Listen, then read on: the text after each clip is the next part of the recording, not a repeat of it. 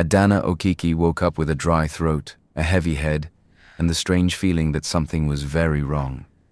For a few seconds, she did not open her eyes. She only lay there, trying to understand why the bed felt unfamiliar. The mattress was too soft. The air smelled of expensive perfume and cold air freshener. Somewhere in the room, a light humming sound came from an air conditioner. Then she opened her eyes.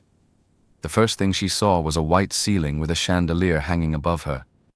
Her heart skipped. That was not her room. Adana pushed herself up quickly, and the duvet slipped from her chest. She froze. She was half-dressed. One side of her dress was off her shoulder. Her hair, which had been neatly styled the day before, was loose and rough around her face. Her breathing changed at once. "No," she whispered.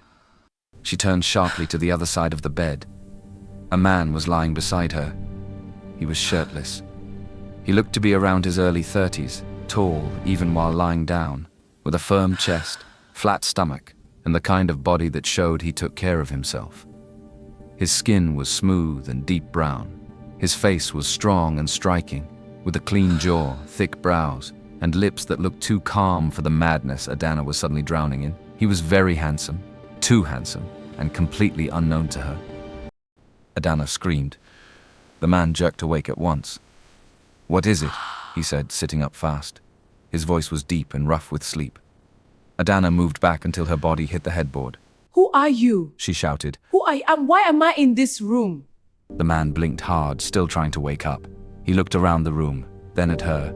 His eyes narrowed with confusion. What kind of question is that? "What kind of question?" Adana almost choked on the words. "I woke up in a strange room beside a strange man and you are asking me what kind of question that is." The man sat fully upright now. The duvet dropped lower on his waist, and Adana quickly turned her face away. "Please cover yourself." He looked down at himself, then reached for the duvet without much concern. Okay, can you stop shouting for 1 second? "Stop shouting," she said. "Stop shouting? I do not know you." That seemed to hit him. He stared at her for a moment, really looking at her now, as if trying to measure if she was acting or serious. Then his face changed. You are serious? Adana's eyes filled at once. "Of course I am serious. Who are you?" He drew in a breath. My name is Ikenna Nwafo. She had never heard that name in her life. "I do not know you. I have never met you before." Ikenna rubbed one hand over his face. He looked tired but not panicked yet. Look, I do not know what game this is, but... "This is not a game! Why am I on your bed?" Ikenna looked at her for another second, then gave the answer that made her blood run cold. Because we slept together. The room went still. Adana stared at him as if she had stopped hearing. What? His voice was flat now, maybe because he was still confused himself. If you are asking whether we had sex, yes, we did. Adana shook her head so fast it almost hurt. No, that is not possible." Ikenna frowned. What do you mean it is not possible?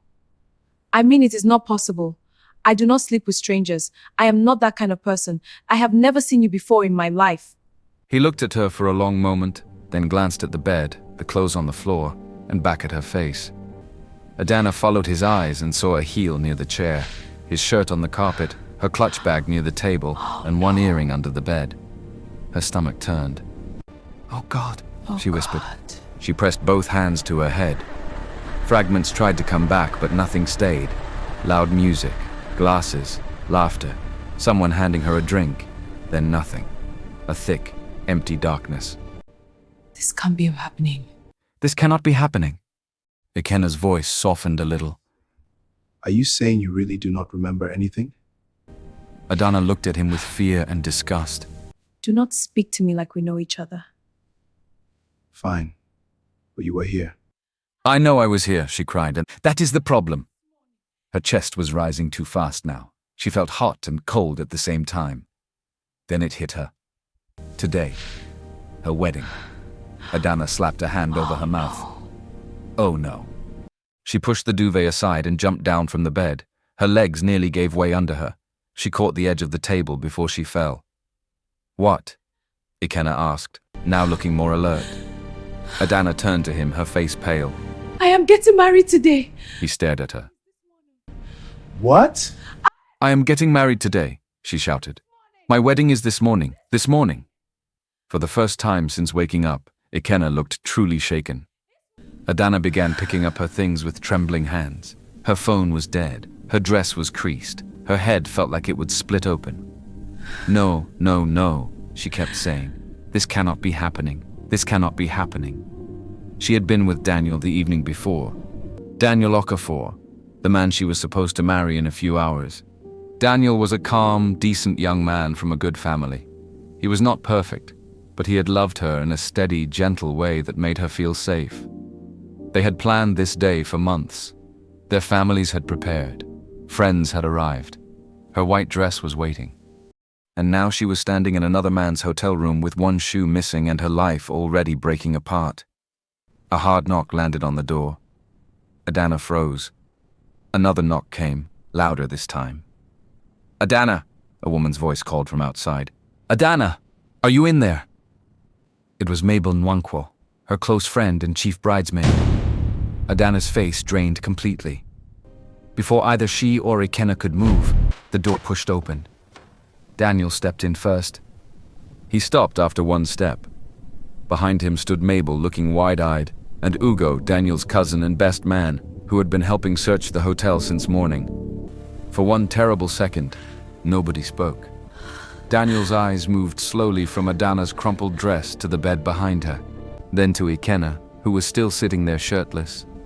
Adana had never seen a face change that way before.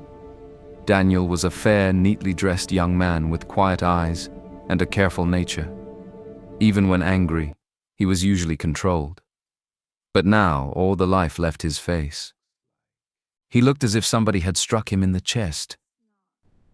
Daniel, it is not what it looks like. But even as she said it, she knew how useless those words sounded. Daniel gave a small, painful laugh that was not laughter at all.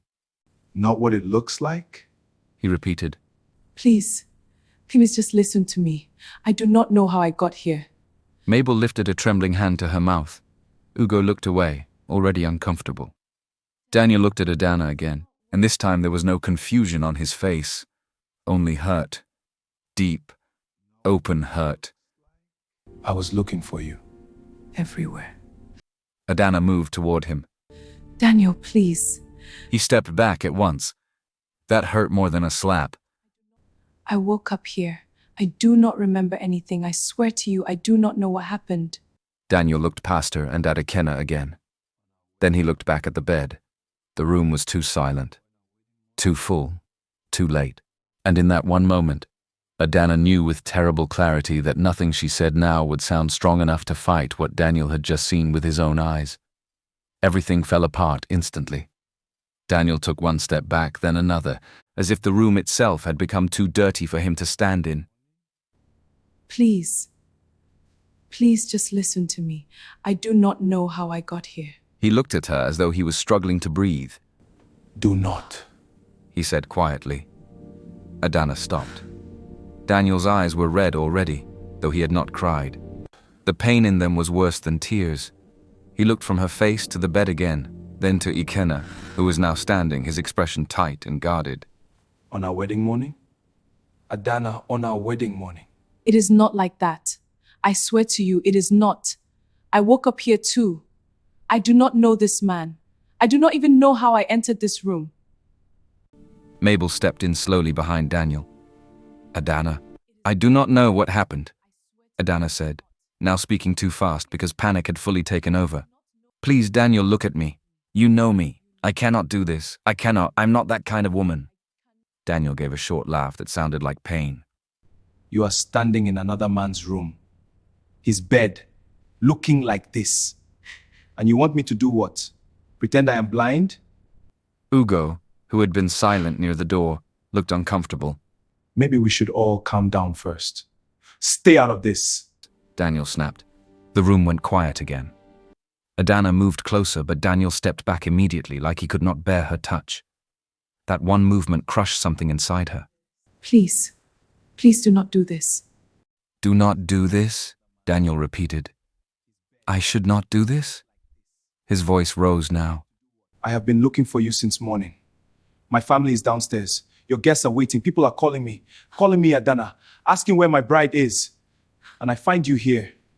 His eyes moved to Ikenna again. With him. Adana turned and looked at Ikenna too, as if seeing him again for the first time. Strange face, strange body, strange room, strange disaster. Nothing made sense. Ikenna folded his arms and said nothing. Daniel shook his head slowly. No. No. No, I cannot do this. He turned toward the door. Adana ran after him at once. Daniel! He did not stop. Daniel, please wait. Just give me 1 minute. Please listen to me. They came out into the corridor with Mabel and Ugo following quickly behind. A cleaner standing down the hall turned to look. Adana did not care. Her world was already burning. Daniel kept walking. Daniel, she cried, grabbing his arm. He pulled it away sharply. Do not touch me. Adana stared at him. His face was wet now, but he still was not really crying. He looked angry, wounded, and deeply ashamed. I stood before everyone this morning trying to protect your name because I thought something delayed you. I was still defending you. Then defend me now. Please, I do not know what happened. I swear to you. Daniel shook his head. I cannot marry you again after this. The wedding is off. No. Mabel gasped softly behind them. Ugo closed his eyes for a second. Adana stood frozen. No. It is over, Daniel said. No, she said again, her voice tiny now. No, Daniel, please, please do not say that. But he was already moving again. She went after him, crying now, full tears falling down her face. Daniel, please, please do not leave like this. Please listen to me. I do not remember anything. I could never do this to you. Please. He kept going. At the lift, he finally turned back one last time. What hurts me is that if I had not found you myself, maybe you would have still gone ahead and worn that white dress. Adana looked at him like he had slapped her. Daniel entered the lift. The doors closed. And just like that, he was gone. For a few seconds, Adana stood there, staring at the closed doors, unable to move. Her tears kept falling, but even crying felt far away now. She looked empty. Then something inside her snapped. She turned and walked back to the room. Mabel called her name softly, Adana. but Adana did not answer. She entered the room with burning eyes and found Ikenna now fully dressed, buttoning his shirt as though this was just a bad morning and not the destruction of another person's life. Adana's anger rose so fast it almost saved her from collapsing. You raped me. The words landed hard. Mabel, who had followed her in, stopped at once. Ikenna looked up sharply. What? You heard me. You raped me. Watch what you are saying. How did I end up here? How did I leave where I was and come to this room? Tell me! This is my room. You are the one who ended up here. I did not go and drag you from anywhere. You expect me to believe that? She shouted. I expect you to stop throwing around serious accusations when you do not even know what happened. Adana's face twisted with pain. I do not know what happened. Yes, that is exactly the problem. Ikenna looked frustrated and now too. Listen to me. I woke up confused too. I did not know you were getting married. I did not know you were a stranger to me until you started shouting. But this is my room, and somehow you got here. Somehow? Adana repeated. Somehow? He held her gaze. Yes, somehow. She hated how calm he sounded, hated how steady his face looked while her life had just been smashed to pieces. You ruined my life. I did not force you. You do not know that. And neither do you. The room became quiet again. Those words hurt because they were true in the worst possible way. Adana did not know. That was what was killing her. She could not remember leaving the gathering. She could not remember entering the room. She could not remember lying on that bed. She could not even remember whether she had spoken to him before anything happened. All she had was shame, blankness, and pain.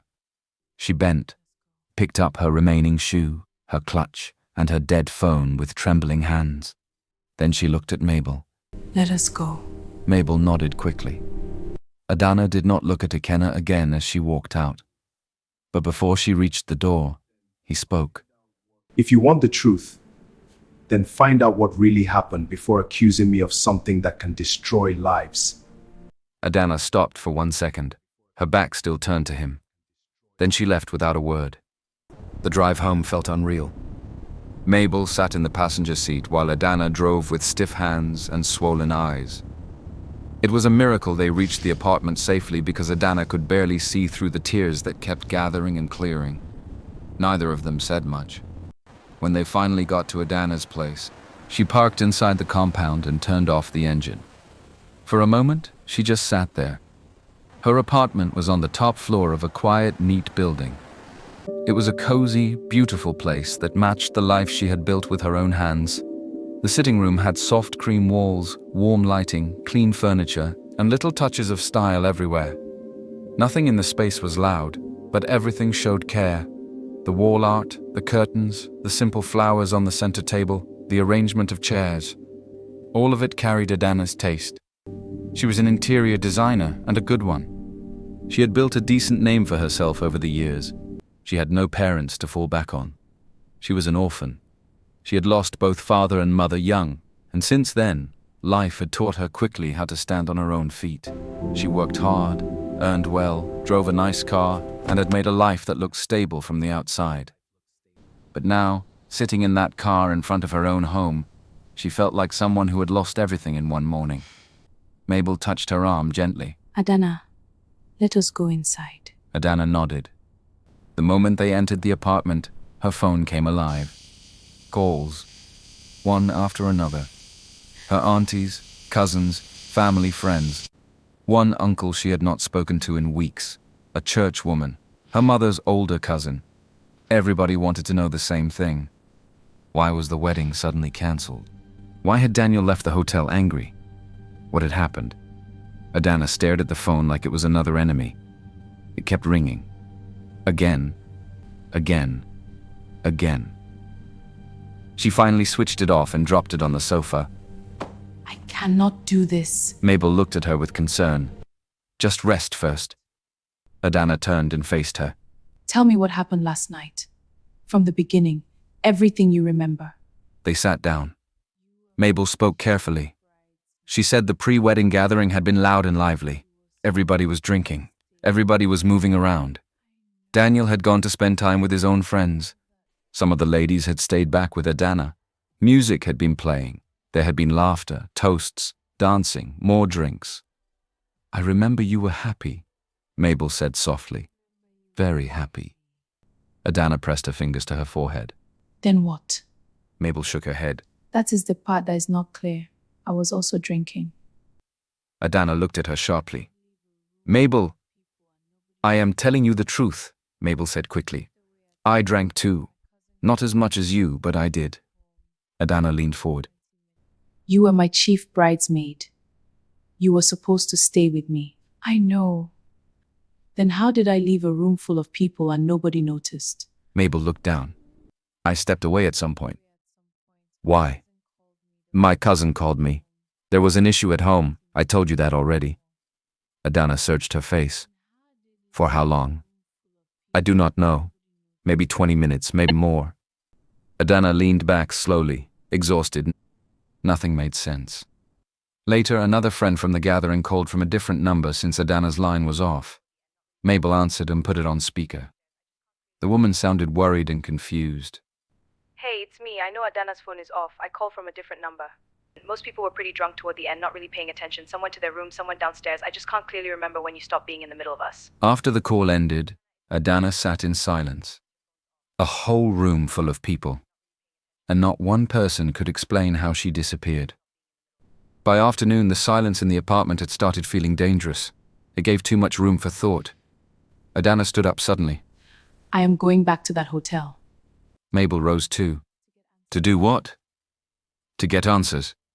The hotel manager met them in a small office downstairs. He was polite in the annoying way people become when they want to tell you no without seeming heartless. Madam, I understand this is a difficult situation, but we cannot release CCTV footage just like that. Adana sat on the edge of the chair, tense from head to toe. Just like that? My life was destroyed in your hotel. Madam, please calm down. Do not tell me to calm down. My life was destroyed in your hotel. My wedding was cancelled. My name is already being dragged. And you are telling me hotel policy? The manager sighed. There are procedures. Then follow them.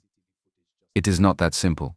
It is very simple, Ikenna said. Check the footage. Let me see who took me there. Let me see whether I walked or whether someone led me. Let me see There are something. procedures. The man folded his hands on the table. Madam, even if I want to help you, I cannot release surveillance material without approval. Get approval. It does not work that way. Ikenna laughed bitterly. Of course. It never works that way when somebody needs help. Mabel touched her arm, trying to calm her, but Ikenna pulled her hand away. She turned back to the manager. If you do not release that footage, I will involve my lawyer.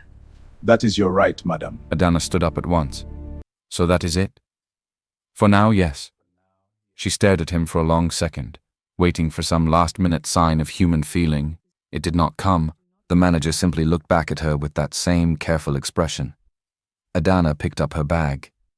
For the first time since waking up in that room, something deeper than panic entered her chest. This was not going to be easy. Whatever had happened the night before was buried now under shame, silence, and rules. And if she wanted the truth, she was going to have to fight for it. At almost that same time, in another part of the city, Ikenna Nwafor sat in the private office inside the top floor of his company building and stared at a glass of water he had not touched. His head still hurt. The morning had been too chaotic for him to think clearly, but now that he was alone, the silence was making everything louder in his mind. The girl's face, her tears, the way she had looked at him as if he had destroyed her life. A knock came on the door. Come in. Come in, he said. The door opened, and Emeka Okafor walked in.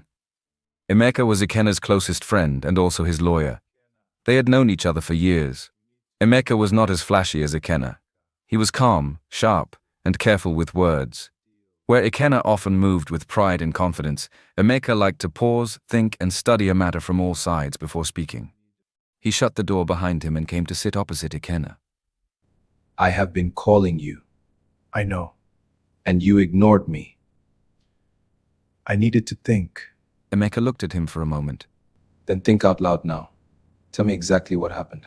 Ikenna leaned back in his chair and pressed 2 fingers against his temple. He looked tired, but there was still something controlled in the way he sat. He was not the kind of man who liked looking shaken in front of others, even people close to him. Ikenna Nwafor was one of those men people talked about often. He was still young, rich beyond comfort, and unmarried. He had built a very large company that had quickly become one of the biggest names in the country.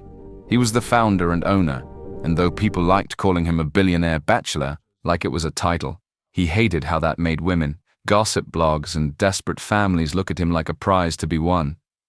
That morning, however, he did not look like a prize. He looked troubled. He finally spoke.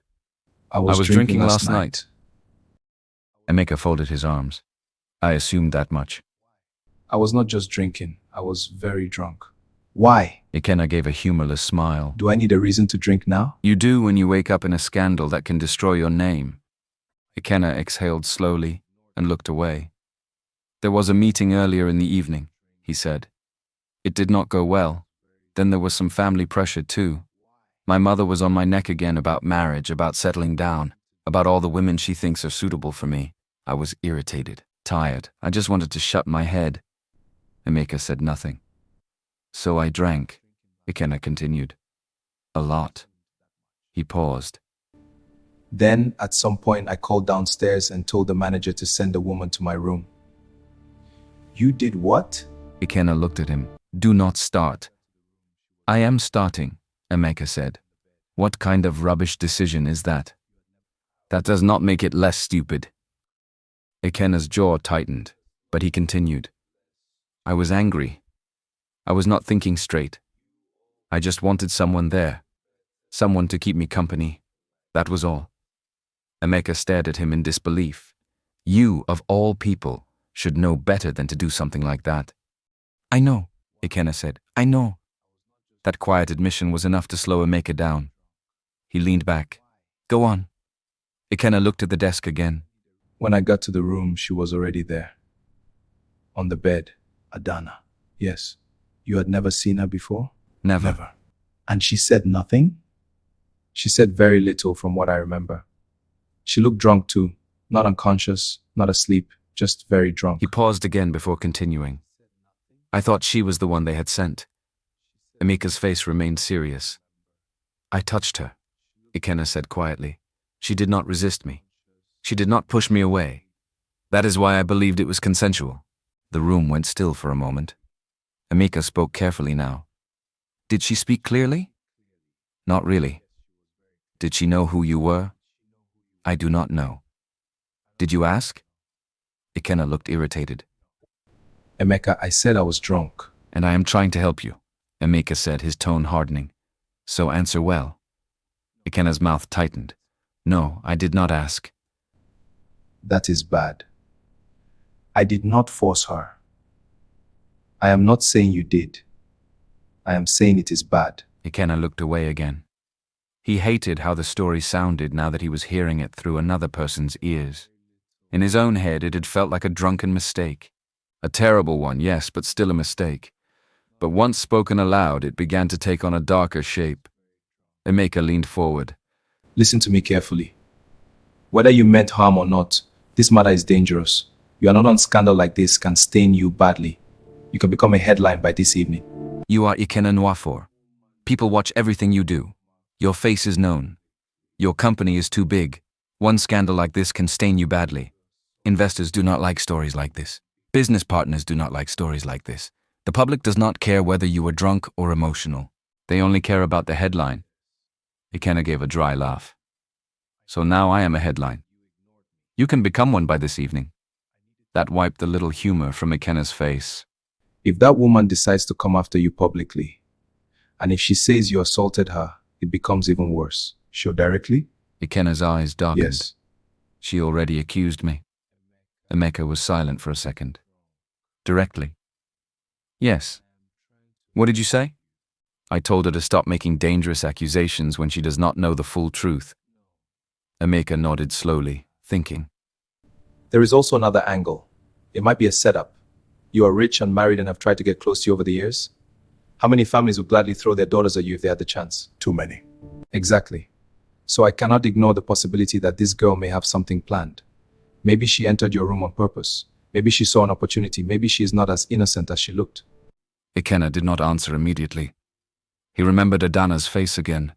The shock in her eyes had not looked planned. The tears had looked real. The panic had looked real too. Still, he said, maybe. Emeka watched him. What? She did not look like someone acting. That is how many people win sympathy. By looking exactly how they should look. Ikenna stood up from his chair and walked to the window. From there, the city looked far away and small. Cars moved like toys below. Buildings stood quiet under the afternoon light. Usually that view gave him a sense of control.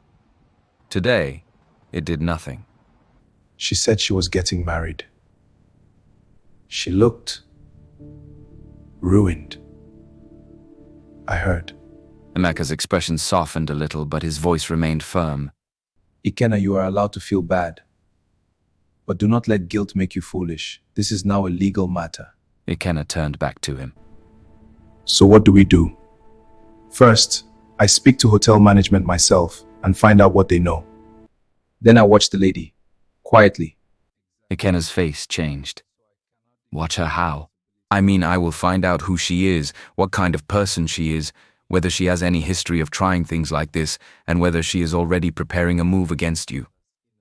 Ikenna looked at him for a moment. Do that. Emeka nodded. And if she sues? Ikenna asked. Then we respond. Ikenna was quiet. Emeka stood up. You need to keep your head clear from now on. No emotional decisions. No careless movements. No, trying to meet her alone. Ikenna gave him a look. I am not stupid. Emeka raised one brow. You called a hotel manager to send a woman to your room. Ikenna did not answer that. Emeka picked up his phone from the table. I am serious. This matter can become ugly fast. And the more famous a man is, the less room he has for mistakes. Ikenna returned to his seat slowly. For a while, neither of them spoke. Then Ikenna said, "Handle it." Emeka looked at him. "I will. Whatever this is, handle it." Emeka nodded once. "I said I will." He turned and walked toward the door, then stopped. One more thing. If there is even one small part of this story you have not told me, tell me now. There is nothing else. Emeka studied him for another moment, then left the office. The door closed behind him. Ikenna sat alone again. He picked up the glass of water and finally drank from it. But it did not help, because no matter how much Emeka talked about possible traps, blackmail, or women trying to use his name, one thing would not leave Ikenna's mind. Adana had looked like someone whose life had truly broken in front of her. And for the first time since building his empire, Ikenna found himself facing a problem money could not instantly make neat. The next morning, Adana was leaving her apartment when she saw a man standing beside a dark car near the gate. He was tall, neatly dressed, and carried himself with the quiet confidence of someone used to serious conversations. He looked to be in his 30s, calm-faced, with sharp eyes that studied before they spoke. Adana slowed down at once. The pain in her chest had not gone. Neither had anger. She had barely slept. Her head still felt heavy, her phone was still mostly off, and her life still felt unreal. The man stepped forward. "Miss Adana Okiki?" Adana stopped fully. "Who are you?" "My name is Emeka Okafor." She did not recognize the name. He gave a small, though polite nod. "I am a lawyer." Adana's face changed immediately. "A lawyer?" "Yes." "For who?" He hesitated only a second. "For Mr. Ikenna Nwafor."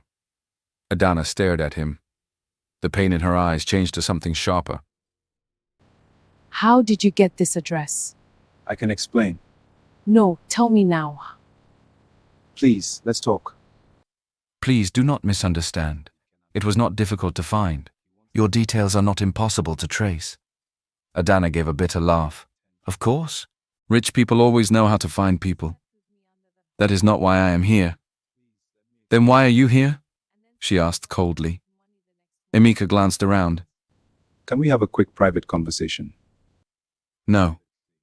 It would help if we speak calmly. Adana folded her arms. "Say what you came to say." Emeka took in a breath. I am here on behalf of Mr. Ikenna Nwafor.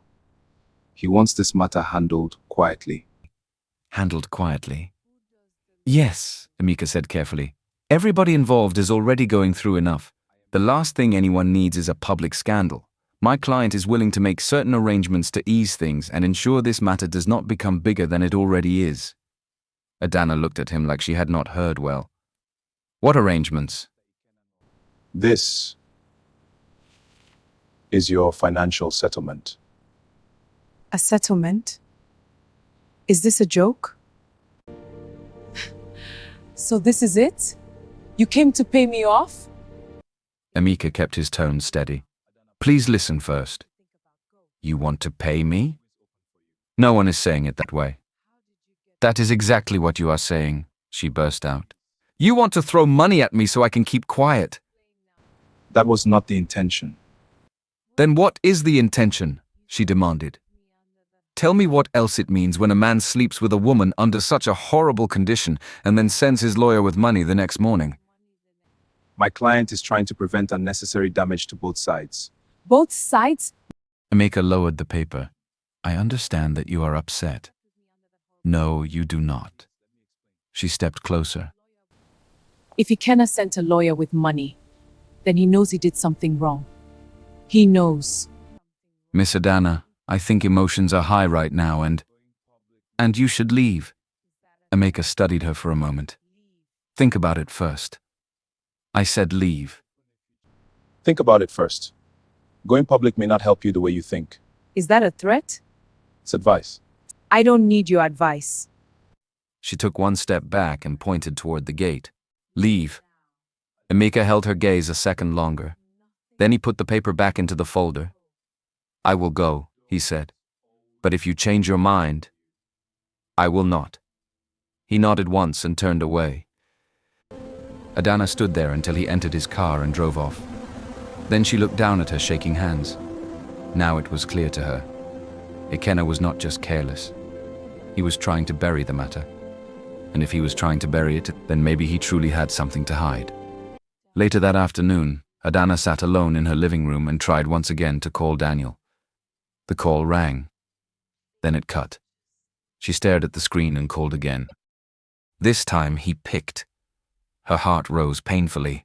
"Daniel, I told you not to call me." His voice was cold, colder than she had ever heard it. "Please," Adana said quickly. "Please just listen to me for 1 minute, just 1 minute. I have nothing to hear from you." Please, just listen to me for 1 minute. I've been trying to find out what happened. And you expect me to care? The words hit hard. Adana swallowed.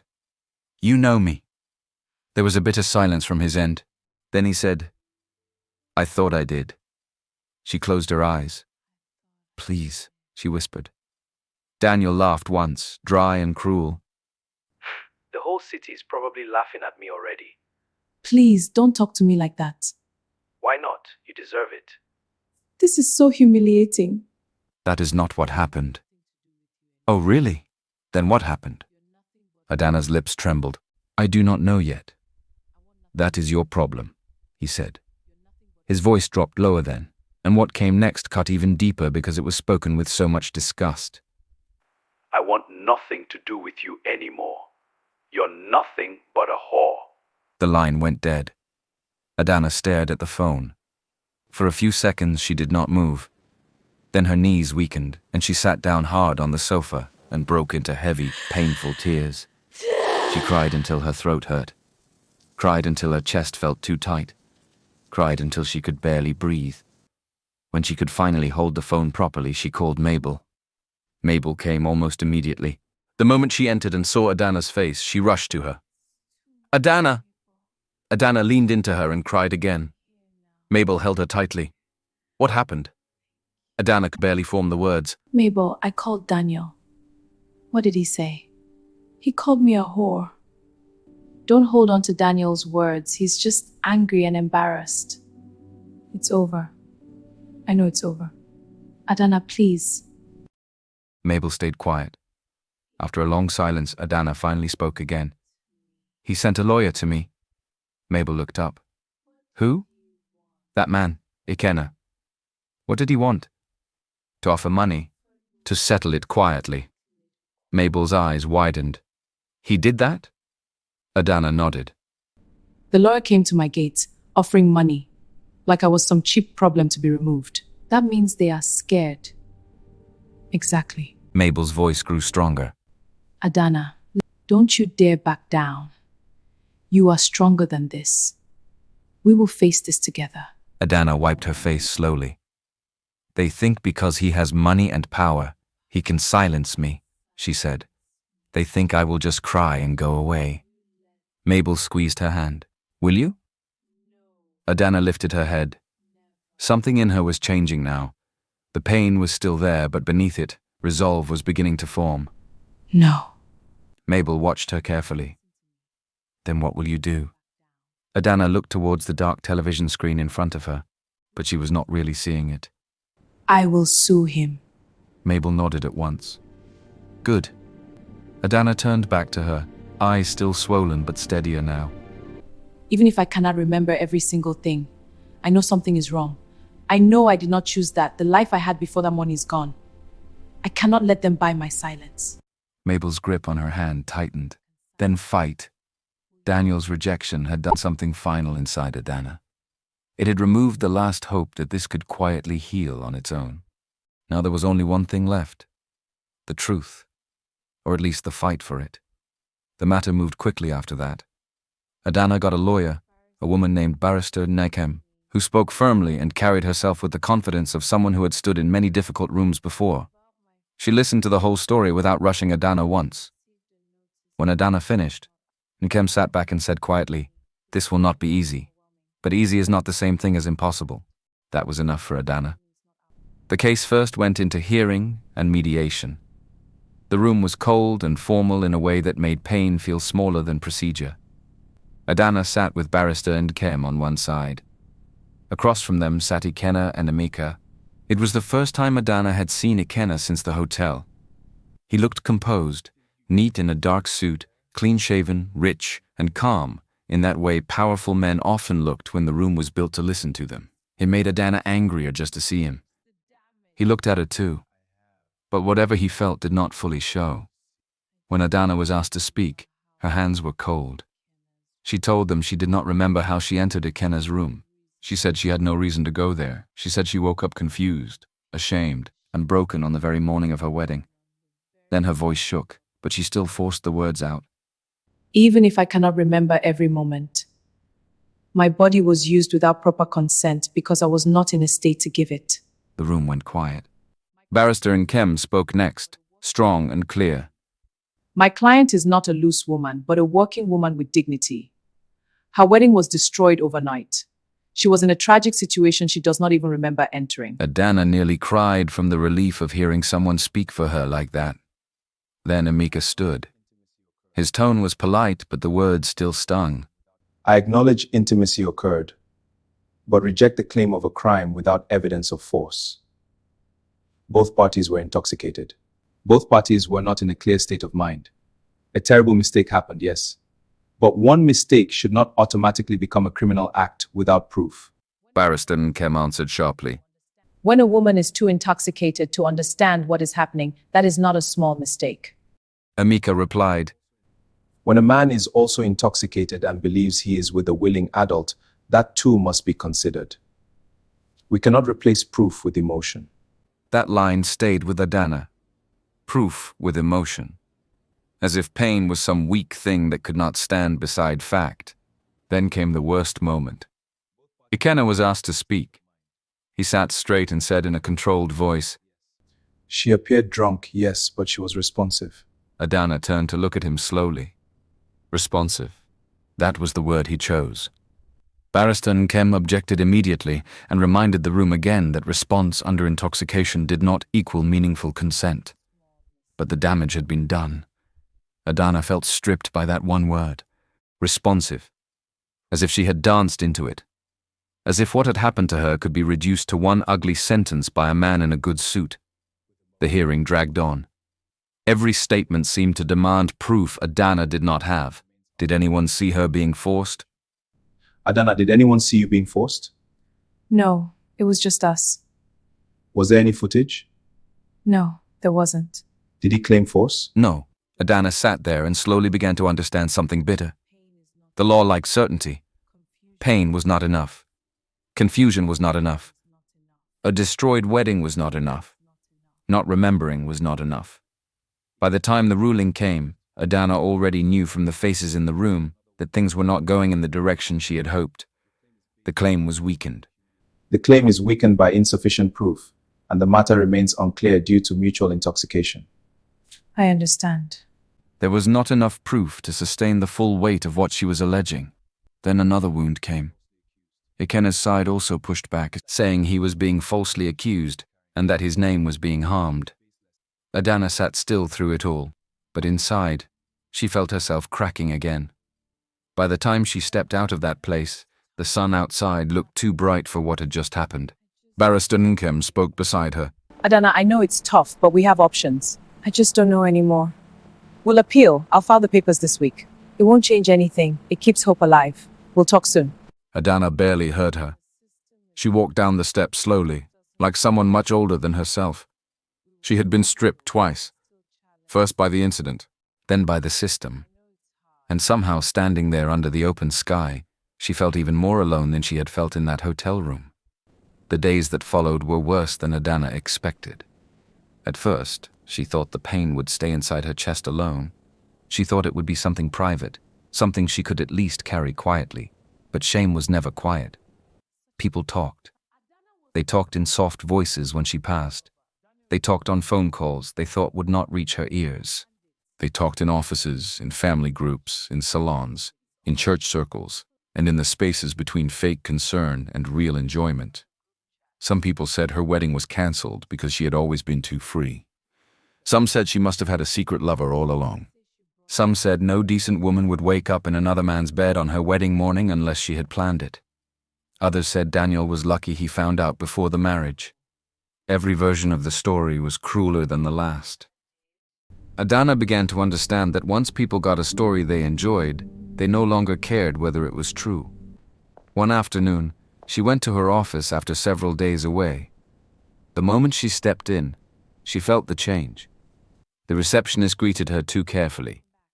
Two junior designers who usually laughed with her suddenly became very busy with their laptops. Someone in the corridor lowered her voice the second Adana passed. It all looked normal on the surface, but it was not. Adana entered her office and shut the door. She sat down, but she could not focus. Every sound outside seemed to carry meaning now. After some time, her intercom buzzed. Her boss wanted to see her. Mr. Bassi was the owner of the firm. He was a polite man in his late 50s, careful in speech and very protective of the company's public image. He had always respected Adana because she worked hard, brought in good clients, and knew her job well. That day, however, he could not look her in the eye for long. "Sit down, Adana," he said gently. She sat. He folded his hands and cleared his throat. "I will not pretend I do not know what has been happening." Adana said nothing. "I'm sorry for what you are going through." She gave a small nod. Mr. Bassi sighed. This is difficult for me too, Adana. I need you to take some time off. A week, sir? For now, indefinite leave. The words landed slowly. Her face changed. Indefinite. Yes. She stared at him. He rushed to explain. Adana, this isn't a dismissal. I want to be clear. The matter has drawn a lot of attention. The company is trying to protect itself. This is for the best, I assure you. Some clients have started asking questions. A few projects are already shaky. It is affecting the company's reputation. Adana looked down at her hands. She wanted to ask him what exactly she had done to deserve this.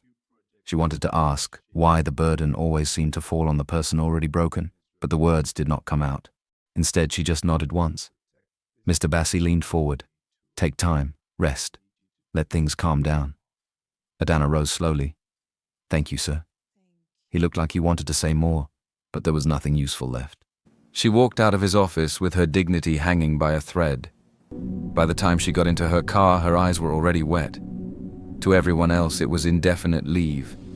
To her, it felt like punishment. Another clean, polite punishment for a disaster she never planned. That evening, she tried Daniel again. She knew she should not. She knew every call was turning into another wound. But part of her still hoped that if he heard how much had happened, if he heard how badly the legal hearing had gone, he might finally remember the woman he had once loved. He picked on the third ring. Adana almost cried from relief. "Daniel, what do you want?" His voice was flat. She held her breath. "I lost the hearing." There was silence. Then he said, "So?" The single word hurt more than shouting would have. Adana sat down slowly on the edge of her bed. "You cannot talk to me like this forever." "Why not?" "Because you know me." "No," Daniel said. "I knew the woman I wanted to marry. I do not know this one." Adana closed her eyes.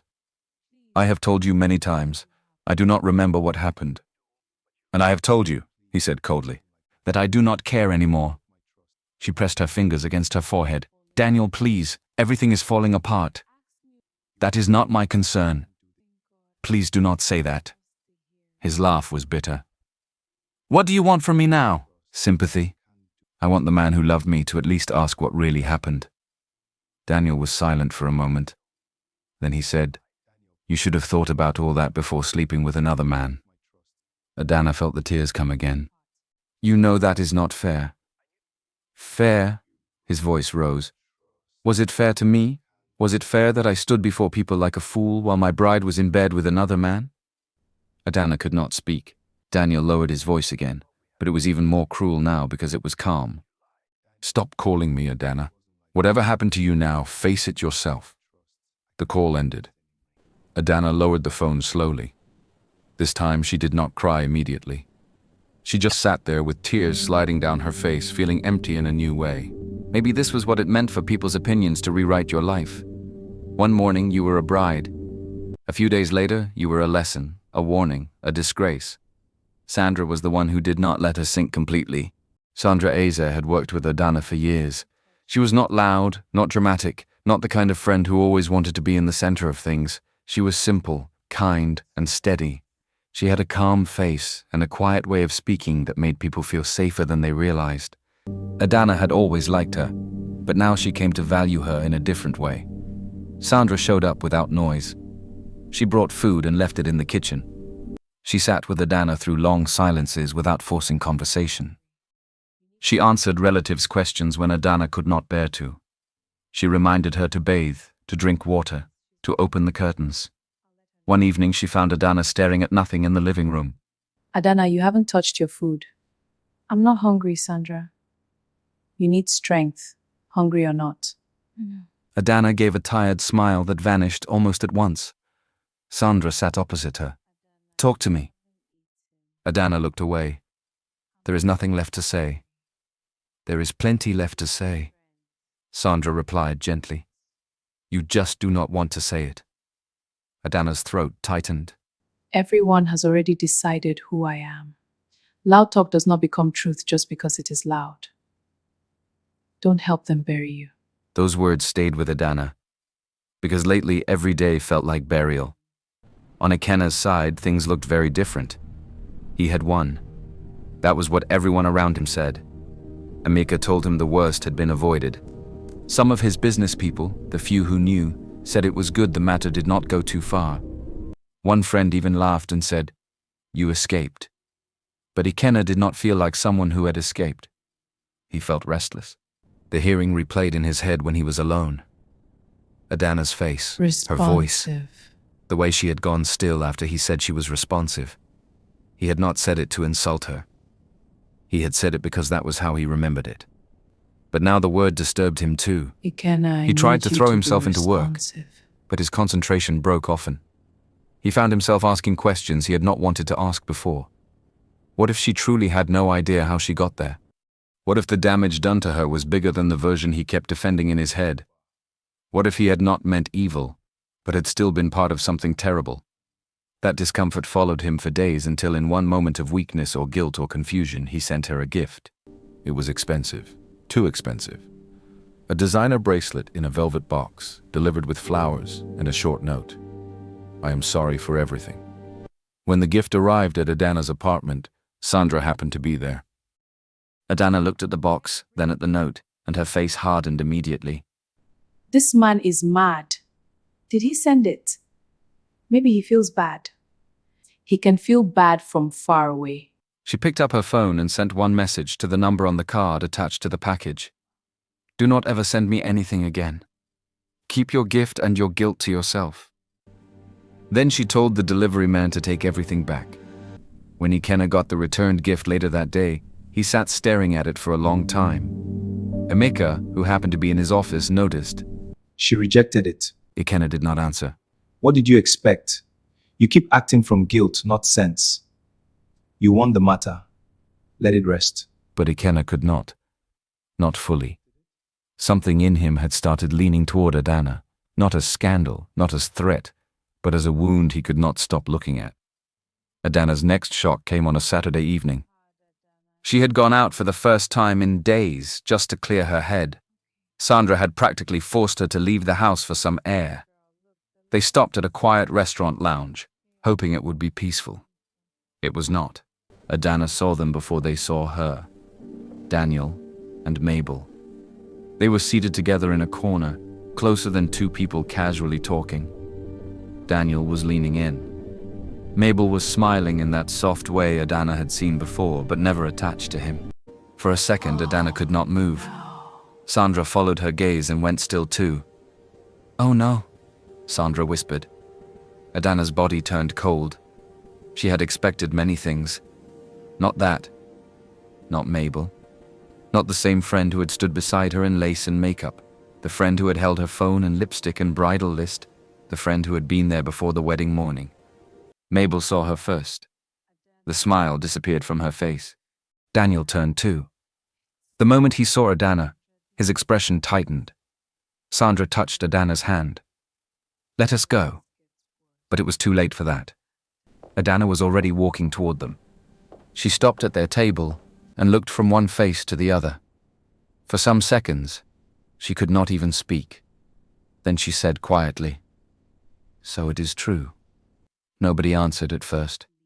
Sandra stood behind her, tense. Ikenna looked at Mabel. "Since when?"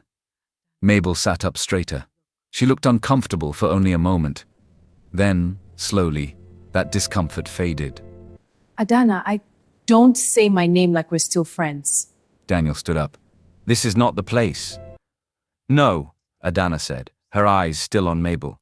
"This is exactly the place, since both of you clearly have no shame." Daniel's face darkened. "Watch your mouth." Sandra stepped forward. "Daniel, do not do that." He ignored her. Ikenna laughed weakly, but there was no joy in it. My chief bridesmaid. Mabel looked away for 1 second, then back. Something changed in her face too. Maybe it was tiredness. Maybe it was guilt finally becoming defiance. "You want the truth?" Mabel asked. Ikenna stared at her. Mabel gave a small shrug. "I have always liked Daniel." The words landed slowly. Ikenna blinked. "What?" "I liked him first," Mabel said. "Long before the two of you became serious." Daniel looked uncomfortable now, but he did not stop her. Ikenna's voice dropped. "You are lying." "I am not."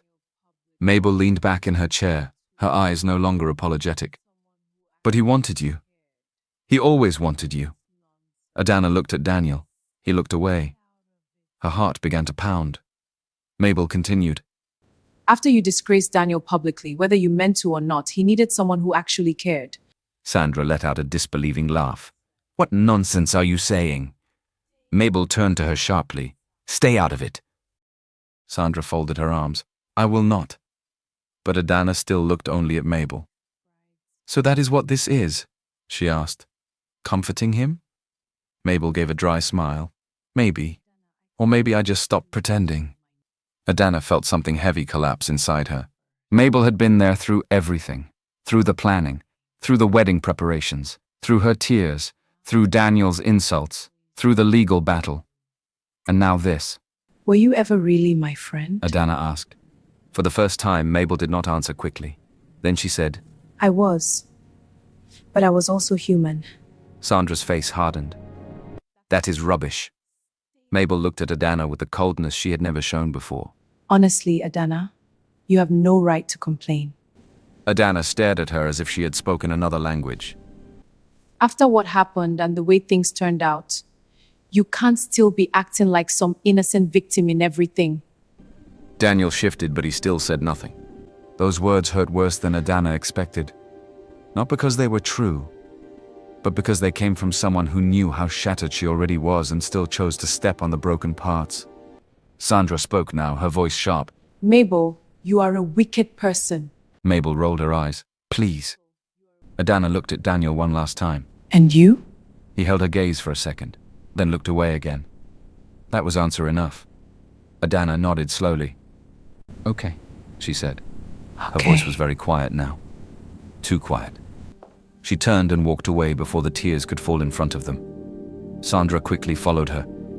By the time they reached the car, Ikenna was shaking so badly Sandra had to take the keys from her hand. "I will drive," Sandra said gently. Ikenna did not argue. She got into the passenger seat and sat stiffly, staring ahead as the first tears slipped down again. Not loud tears, not even angry ones. Just the kind that came when something inside a person finally accepted a painful truth. Some of the people closest to her had never really been for her.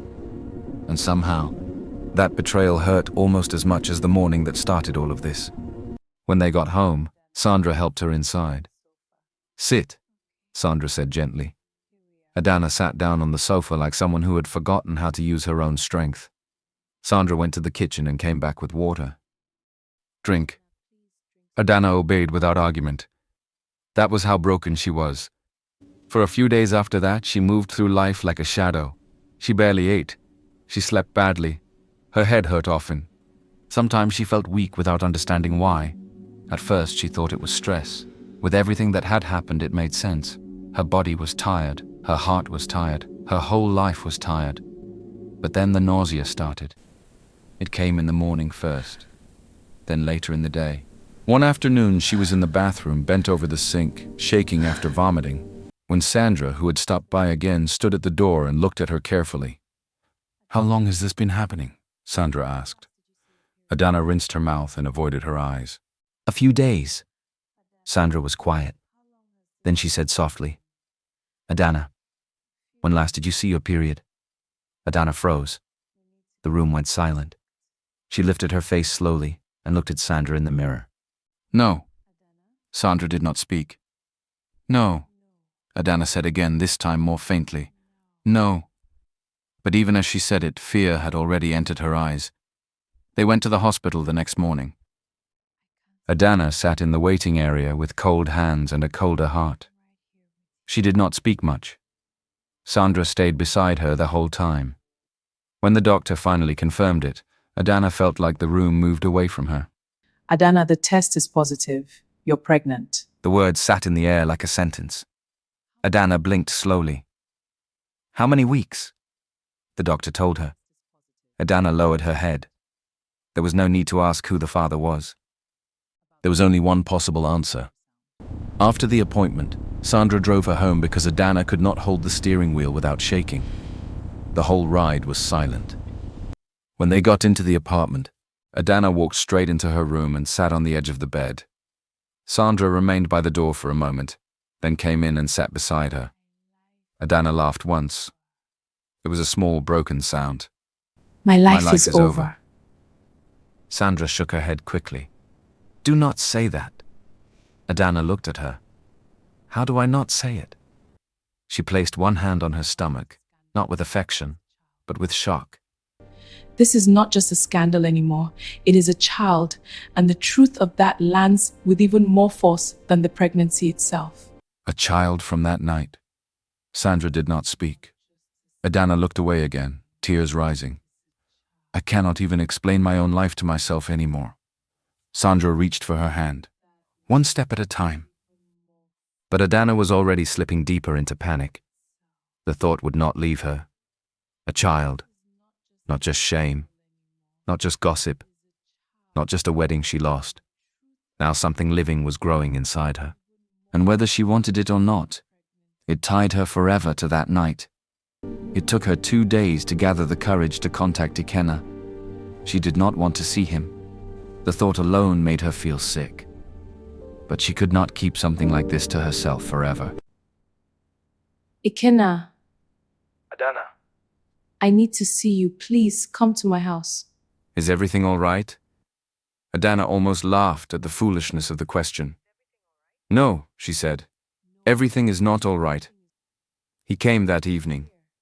When Sandra opened the door and saw him, her face hardened immediately. She stepped aside only because Adana had already made up her mind. Ikenna entered quietly. He looked neat as always.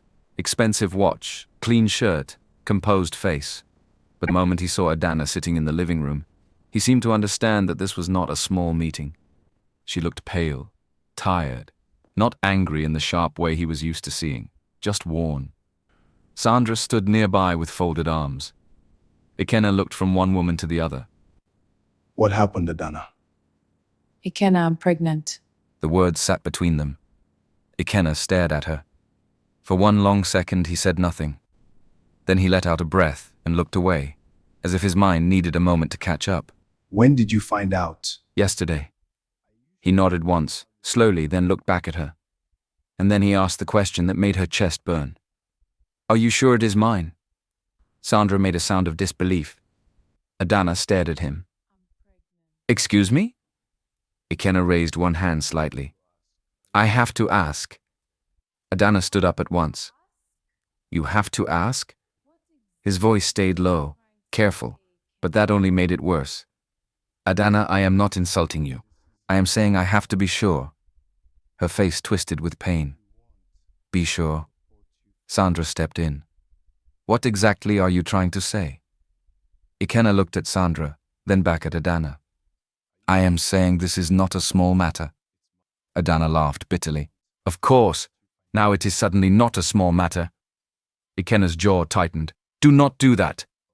No, you do not do that, she snapped. You do not stand in my house and ask me if the pregnancy is yours after everything. He looked frustrated now. I'm trying to be realistic here. Realistic. Yes, I'm not ready to be a father. There it was. Raw, ugly, honest, and still cruel. Adana stared at him as if she had just been slapped again. I am not ready, he repeated, this time quieter. This is too much. Everything has already gone too far. She pressed her lips together so hard they shook. Ikenna continued, and each word made it worse. Adana, if you want, I can support you financially.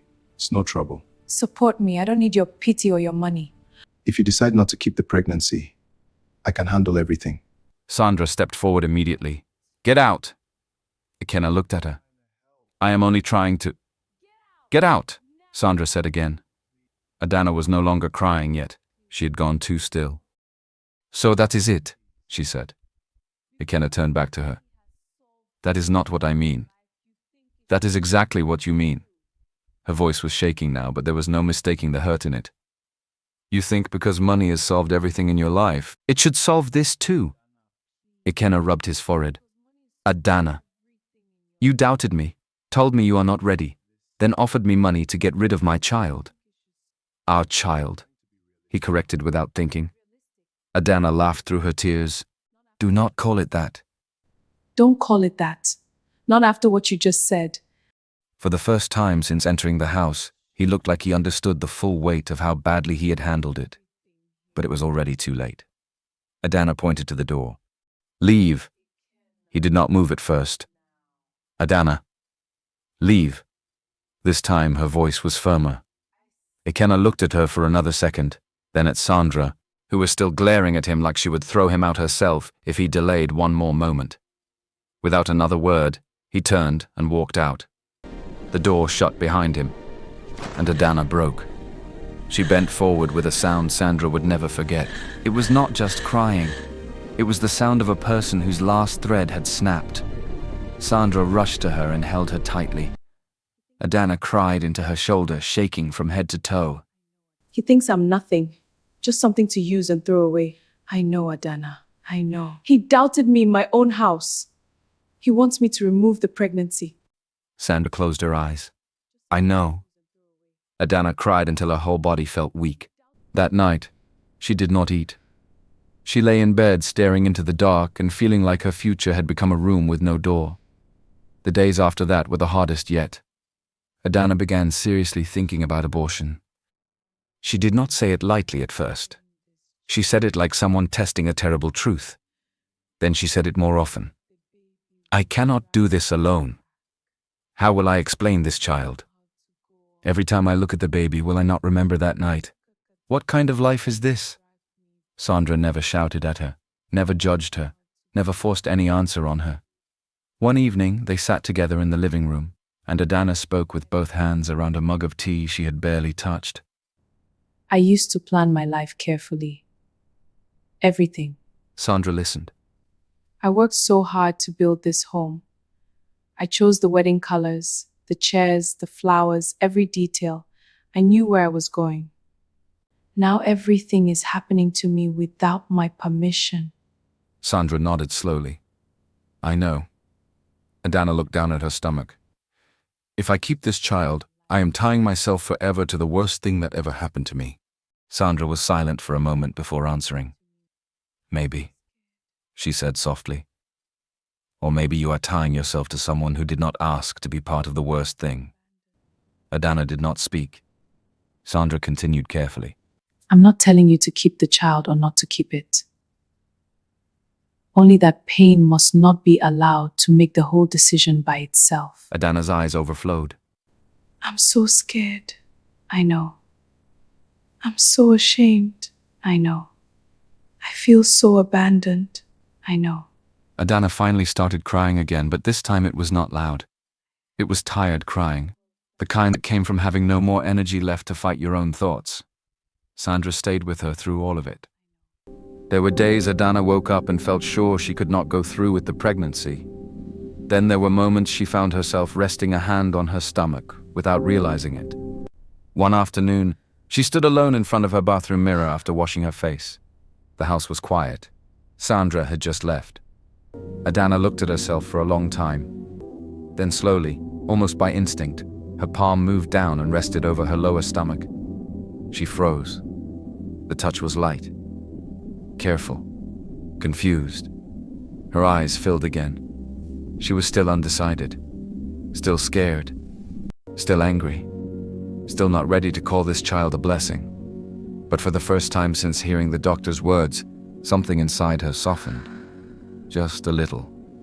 Not toward the night, never toward the pain, but toward the small life that had somehow begun in the middle of it. Ikenna could not rest. For days he tried to throw himself into work the way he always did when life became uncomfortable. Meetings, calls, site visits, reports, signing documents, giving instructions, moving from one problem to another until there was no time left to feel. But this one stayed. It sat quietly behind everything. Even when people were talking to him, part of his mind kept drifting back to Adana's face in her living room. The way she looked at him after he asked if the pregnancy was really his, the way she pointed to the door, the way he left knowing he had said the worst possible things to a woman already hanging by a thread. Emeka noticed the change before Ikenna admitted it. They were in Ikenna's office one afternoon when Emeka dropped a file on the desk and looked at him carefully. Ikenna, you're not really here. I'm fine, Emeka. I know you too well for that. I'm handling it. Emeka gave him a long look. Ikenna looked away toward the window. The silence stretched. Then Emeka said quietly, Is it still about her? Ikenna did not answer at once. Finally he said, Do you remember my mother's younger cousin, Auntie Ifeoma? Emeka frowned slightly, then nodded. The one who used to stay with your family when you were younger? Yes. What about her? Ikenna's face changed. The hard control he usually wore became thinner. When I was 15, something happened to Auntie Fioma on her way home from work. Ikenna kept looking out the window. She was coming back from work one evening. A man forced himself on her. Emeka's face tightened. She cried, fought, went to the police. My family tried, but we had no money then, no strong connections. No one listened for long. The man's people had influence. They buried it. He laughed once, but there was no humor in it. I still remember the way Ifeoma changed. She stopped talking the same way, stopped smiling freely. Everybody knew something had been taken from her, even though no one could give it back. Emeka was quiet for a long moment. Then he said softly, I did not know it stayed with you like that. It stayed, Ikenna said. I hated that man without even knowing him. His eyes darkened. And now this whole matter with Adana. It keeps dragging that memory out again. Emeka exhaled slowly. Ikenna turned back to him. Emeka, I need you to know I did not force Adana. I remember everything clearly. But maybe, without meaning to, I took something from her. That's a weight I can't carry. The words sat heavily between them. Emeka lowered himself into the chair opposite him. That is not a small thing to carry. Adana's wedding ended, her name was dragged, she is carrying a child she never planned, and I stood there talking about being responsive, but is in my head now. Guilt can twist things. This is not just guilt. What is it then? Ikenna leaned forward, elbows on his knees. I do not know, but I cannot shake the feeling that the truth is still incomplete. Sandra could not shake that feeling either. Unlike Adana, she had not reached a point of surrender. The more people said it was over, the more Sandra felt it was not. Something in the whole story still refused to sit well inside her. The blankness in Adana's memory. The way Mabel disappeared when she was needed most. The hotel's refusal to release footage. Too many things felt wrong. So Sandra kept asking questions. She spoke to someone who knew someone in hotel management. That person led her to another person who worked with their security system. It took calls, begging, pressure, and one favor from an old schoolmate, but eventually she got a quiet message. There was footage. Not everything, but enough. Sandra did not call Adana immediately. She first went herself to meet the man in a cramped office behind a shop 2 streets away from the hotel. He was nervous the entire time. This can cost me my job, he said. Sandra nodded. I understand. You did not get it from me. You have my word. He plugged in a drive and opened the first video. Sandra watched, then stopped breathing properly. A few minutes later, her hands were shaking as she picked up her phone and called Adana. "Where are you?" she asked. Adana, you have to come out. Now. I'll send the address. Adana heard something in her voice and sat up at once. "Sandra, what happened? Just come. I am sending you the address." Adana arrived 25 minutes later. The moment she entered the tiny office and saw Sandra's face, her stomach turned. "What is it?" Sandra did not speak at once. She just pointed to the chair beside her. Adana sat down. The man from security stepped back. "I will leave you ladies to it." When the door shut behind him, Sandra finally looked at Adana. I found something. Adana's heart began to pound. Sandra opened the file. "This is from that night." Adana went cold. The footage was from the hotel lounge area, grainy but clear enough. The music was silent in the clip, but the movement told its own story. Adana saw herself sitting with a glass in hand, smiling faintly, clearly relaxed, clearly unaware. Mabel sat beside her. They watched as Mabel looked around, leaned closer, and then, with a movement so small it could have been missed by anyone not looking carefully, emptied something from her hand into Adana's drink. Adana stopped breathing. "No." No. Sandra paused the video. Adana stared at the No. screen. "No." Sandra's eyes were wet too. "I know." No! Play the footage again. Sandra did. Again they watched it. Again Mabel looked around. Again Mabel slipped something into the drink. Again Adana, unaware, lifted the glass later and drank from it.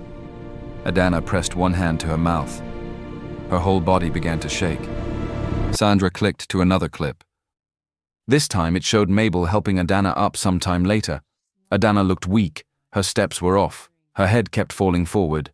Mabel was supporting her, but not with concern. There was something hurried, watchful, almost calculating in the way she moved. Another clip. Mabel standing in a hallway, phone pressed to her ear, angry, pacing. Though there was no sound, it was clear she was waiting for someone. Another clip. Mabel leaving Adana briefly on a chair near a side passage and walking away quickly. Another clip. Adana getting up in a dazed state, moving the wrong direction, touching the wall as she walked, then disappearing out of view. Sandra paused it. The room was silent.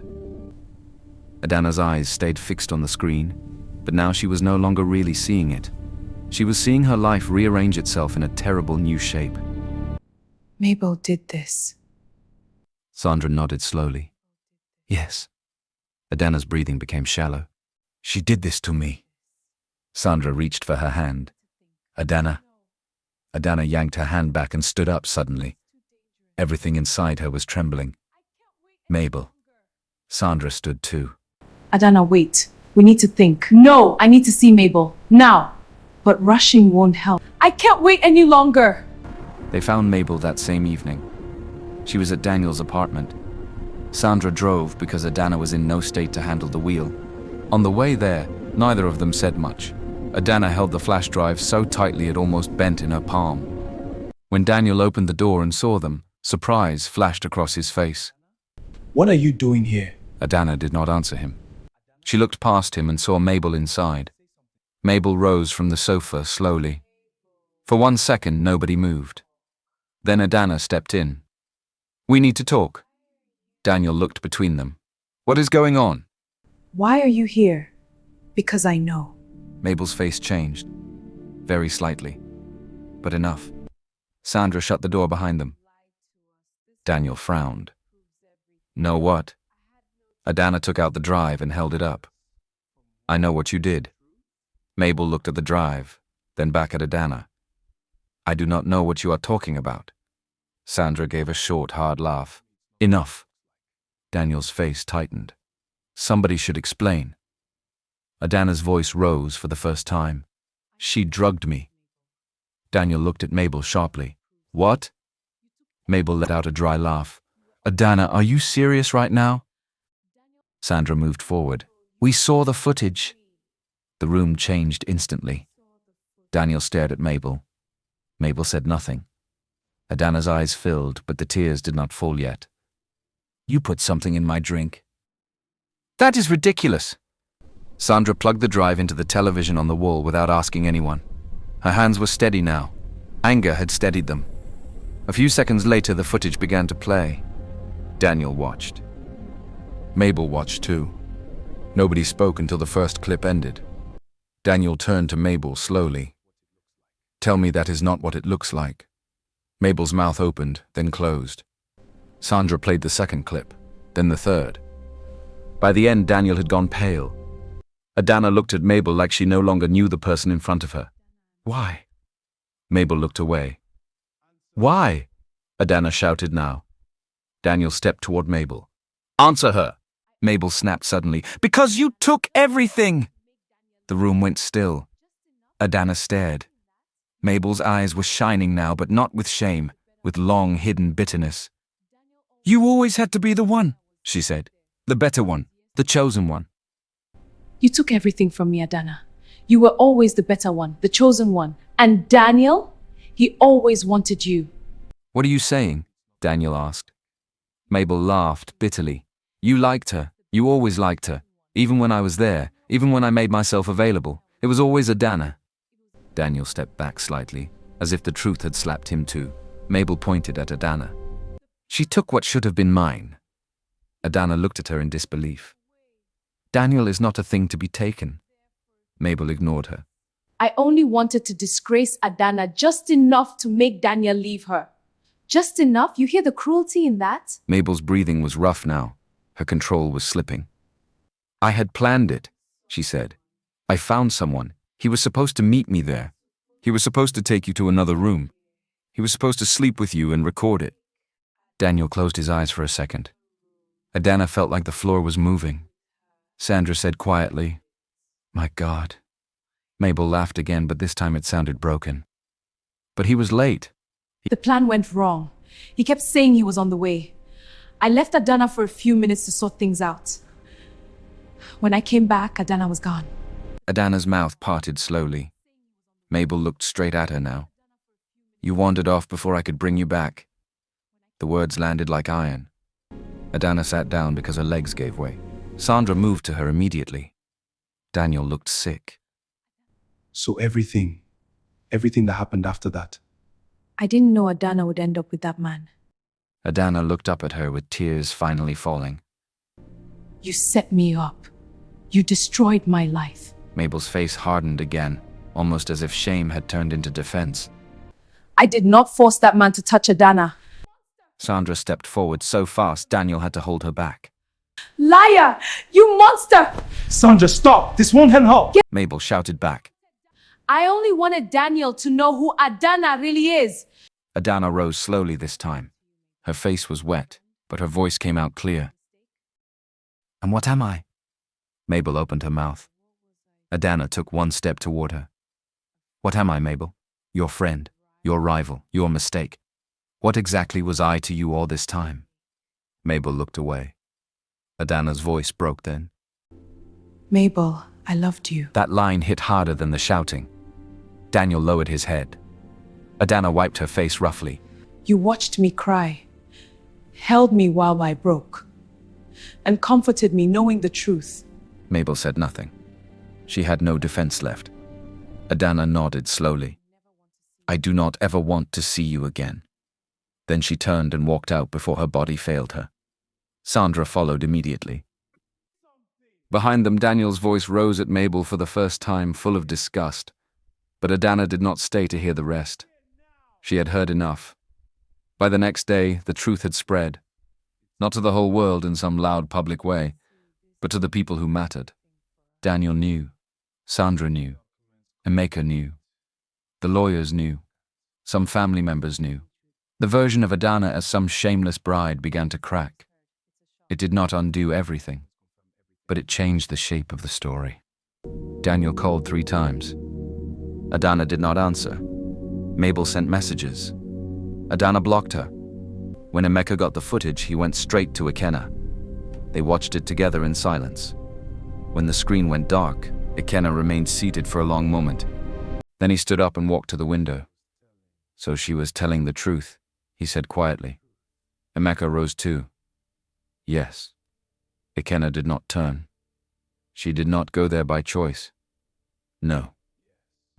She was drugged, abandoned, and left exposed. Ikenna did not answer. He did not need to. Ikenna closed his eyes briefly. Now it was all clear. Ikenna had not been careless. She had been betrayed, trapped, used by someone she trusted. And he, drunk and foolish, had stepped into the middle of that betrayal and become part of her ruin. Something changed fully in him then. The last part of him that had still been defending himself more than seeing her pain finally gave way. He went to see her that evening. Sandra opened the door and did not look pleased. What do you want? I need to talk to her. She does not need you. I know, he said quietly, but I still need to talk to her. Sandra was about to shut the door when Ikenna's voice came from inside. Let him in. Ikenna entered slowly. Ikenna sat on the sofa, wrapped in a light shawl, though the room was not cold. She looked tired, not angry in the way she used to, just tired in a deep place. He stopped a few feet away from her. I saw the footage. Ikenna gave a small nod. Good. Silence stretched. Then Ikenna said, I'm sorry. Ikenna looked at him. For what exactly? He swallowed. I'm sorry for not believing enough that something bigger had happened. For how I spoke to you. For doubting you. For standing on the wrong side of your pain. Her face did not soften. I cannot change what happened, he said. But I know now that you were trapped. I know you were betrayed. Ikenna's eyes stayed on him. So what exactly am I supposed to do with this new understanding of yours? Nothing, he said honestly. You do not owe me forgiveness. Sandra, standing by the doorway, folded her arms. Ikenna continued. I only want to do right by you now. In whatever way you will allow. Ikenna laughed faintly. Now. Yes, now. She looked down for a second. You are late. I know. That honesty was new. She noticed it. But pain did not disappear because a man finally found the right words. Ikenna, I don't trust you. I know. I don't need your pity. It's not pity, Ikenna. What is it if it's not pity? Ikenna paused. What I feel is responsibility, regret, and the wish to help if you'll allow it. Ikenna looked away. Sandra stepped in. Say what you came to say. Ikenna nodded once. I brought some things. He lifted the bag he had come with. Fruits, food, prenatal vitamins, a few medicines the doctor had earlier prescribed, but Ikenna had not yet bought because she had been too overwhelmed. Ikenna noticed them, then looked at him again. Ikenna, I don't want gifts. Please. It's not a gift, Ikenna. It's help. She almost told him to leave. But Sandra had already seen the medicines, and despite herself, Ikenna was tired. Too tired to fight every single thing. So she said nothing. That silence was the first crack in the wall between them. He came again 2 days later. And then again. At first, Ikenna spoke to him only when necessary. What do you need? Nothing. We're fine. I'll leave this here. Thank you, but please go. Short answers. Cold face. No welcome. But he kept coming, and not in the old arrogant way. He did not throw money around. He did not speak like someone used to control. He asked what she needed. When she refused to answer, he left what he brought and went. One day, it was food. Another day, it was a blood pressure monitor Sandra had mentioned in passing. Another day, it was baby vitamins and some simple groceries. He checked on her. Not too much. Just enough for her to know he was there. One evening, after a rough day full of crying and nausea, Ikenna decided to go out alone for air. She did not tell Sandra. She only drove to a quiet roadside cafe, sat for a while, and realized halfway through a cup of tea that she felt worse, not better. By the time she got outside, the sky was dark and her legs felt weak. She held the side of her car and shut her eyes. A familiar voice came from behind her. Ikenna? She turned and saw Ikenna walking toward her from the other side of the lot. He had clearly been leaving the pharmacy next door. He took one look at her face and came closer quickly. What happened? Nothing. Have you eaten? She did not respond. That told him enough. When she swayed slightly, he reached for her arm at once but carefully. No roughness, no assumption. "Easy," he said softly. "I have you." She hated that her body did not have the strength to reject the help. He opened the passenger door of her car, helped her sit, then took the keys from her hand when he saw how badly they were shaking. I'm driving you home. I can drive. No, you can't. Too tired to argue, she leaned back. The ride was quiet. At her apartment, he helped her upstairs slowly. Sandra, who had just arrived and was about to panic, relaxed only after seeing Ikenna was safe. Adana was weak. I didn't want her driving. Sandra nodded, cautious but grateful. That night, Ikenna did not tell him to leave immediately. He stayed until she had eaten a little and taken her medicine. Then he sat in the armchair by the window while Sandra moved about the kitchen. For the first time, the room did not feel like a battlefield. Just uncomfortable, careful, new. A week later, Ikenna made a suggestion. "Come and stay in my house for a while," he said. Ikenna looked up sharply. No. He had expected that. "You are not well enough to be alone often. I'm not moving into your house. There will be staff, security, comfort, whatever you need." Ikenna shook her head. "No. It will be easier." "For who?" He paused. "For both of us." Ikenna laughed softly. "That is exactly why I will not do it." Ikenna accepted the refusal without argument. After that, he changed his approach. Since she would not come to his house, he began spending more time in hers. He came after work and stayed till late if she was having a difficult day. Sometimes he sat quietly in the living room while Sandra cooked. Sometimes he helped carry things from the car. Sometimes he just listened while Ikenna complained about how tired she was, how strange her body felt, how much she hated needing anyone. One night, after Sandra had to leave unexpectedly to attend to a family matter, Ikenna had a spell of dizziness and started crying out of frustration more than pain. Ikenna stayed. He sat outside her room until she settled. When it became too late to leave and she finally slept, he stretched out on the couch in the sitting room and spent the night there. The next morning, Ikenna found him still asleep, one arm over his eyes, shoes on the floor, his tie loosened. She stood there for a few seconds, looking at him, still uncertain, still guarded, but no longer able to deny that something in the air between them was changing. Not into peace, not yet, but into something less sharp than before. When he woke and saw her standing there, he sat up at once. "How are you feeling?" Ikenna answered after a pause. "Better?" It was a small word, but it was the softest one she had given him in a long time, and both of them noticed. The next morning, Ikenna woke up earlier than usual. For a few seconds, she lay still, listening to the quiet in the apartment. Then she remembered that Ikenna was still there.